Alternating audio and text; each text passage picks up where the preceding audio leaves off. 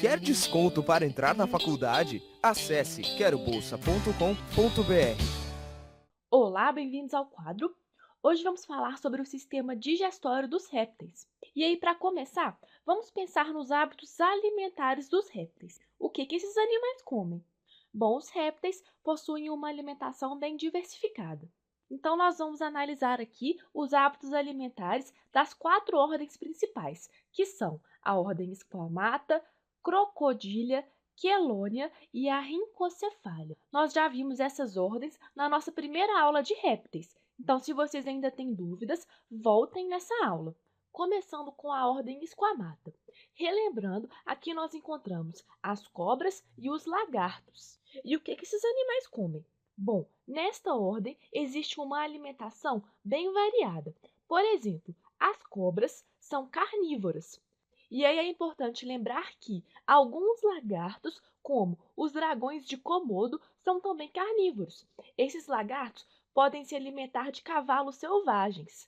Mas agora pensando nas cobras, elas podem se alimentar de minhocas, de pequenos artrópodes, por exemplo, de insetos e também de grandes vertebrados, como anfíbios, répteis, aves e mamíferos.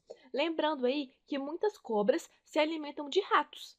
E as sucuris, por exemplo, podem se alimentar de grandes mamíferos, como bois e capivaras.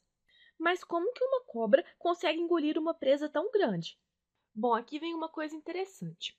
As cobras apresentam uma adaptação nos ossos da mandíbula, e isso permite elas ingerirem presas maiores que o diâmetro da sua boca. E aí vocês vão se lembrar que muitas cobras dão o bote, elas enrolam nas presas e acabam as matando por asfixia, e outras cobras, no caso das cobras peçonhentas, inoculam veneno. Este veneno é capaz de paralisar e matar a presa. Mas nós vamos falar mais sobre as cobras peçonhentas em uma outra aula.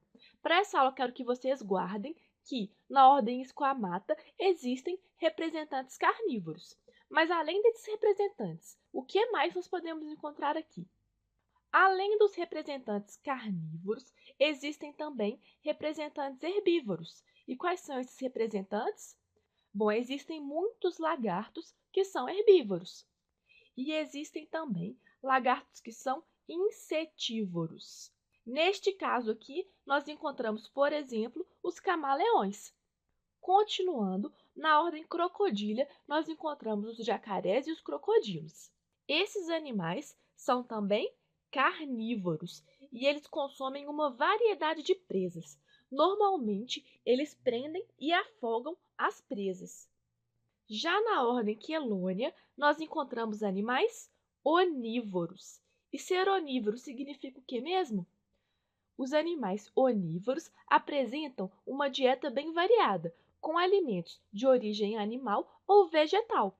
Aqui, por exemplo, nós temos as tartarugas marinhas, que podem se alimentar de algas e também de plantas aquáticas. E elas também podem comer animais mortos, ovos de peixes e até o lixo humano. Muitas vezes, essas tartarugas ingerem plástico que cai nos oceanos com o lixo. E essa ingestão é muito perigosa. Elas podem até morrer por causa disso. E para fechar essa parte, nós temos aqui também a ordem Rhincocefália. Quem é que faz parte dessa ordem? Aqui nessa ordem, nós encontramos as tuataras. As tuataras são animais que podem projetar a língua para pegar alimentos, e elas são carnívoras. Muitas vezes, elas se alimentam de insetos, de outros lagartos e de ovos de aves. Mas agora vamos pensar na estrutura do sistema digestório dos répteis. Como que é esse sistema? Bom, então a partir de agora nós vamos analisar o sistema digestório de um camaleão. Então, começando, os répteis apresentam boca e normalmente nessa boca existem dentes. No caso do camaleão, nós encontramos uma longa língua. Nesse caso, pessoal, o comprimento da língua pode ser maior que o comprimento do corpo do camaleão. E qual que é a importância dessa língua? Bom, essa língua é muito importante para a captura de presas, por exemplo, de insetos. Mas então, continuando, logo após a boca, nós temos a faringe. A faringe é apenas um canal de passagem do alimento. Seguindo a faringe, nós temos o esôfago, que é também um canal de passagem do alimento. Agora aqui nós temos o estômago. E o que acontece no estômago? Bom, no estômago nós encontramos várias células que produzem enzimas digestivas. Então, a digestão vai acontecer aqui dentro do estômago. E se a digestão acontece dentro de uma cavidade, nós falamos que ela é extracelular. Depois do estômago, nós temos o intestino. E o que vai acontecer no intestino?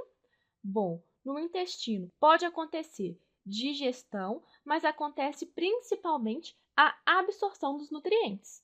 Esses nutrientes vão então ser absorvidos aqui nessa região e vão ser distribuídos para todas as partes do corpo. E aqui é interessante que o intestino não termina no ânus, e sim na cloaca.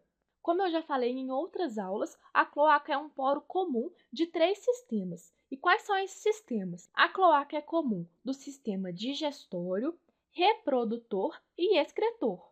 Mas além dessas estruturas, nós temos também glândulas acessórias. E que glândulas são essas? Primeiro, nós temos o fígado. E qual que é a importância do fígado? Bom, o fígado produz a bile, que é aquele líquido que vai ser importante para a emulsificação das gorduras. E aqui também nos répteis, nós temos o pâncreas. E o que o pâncreas faz?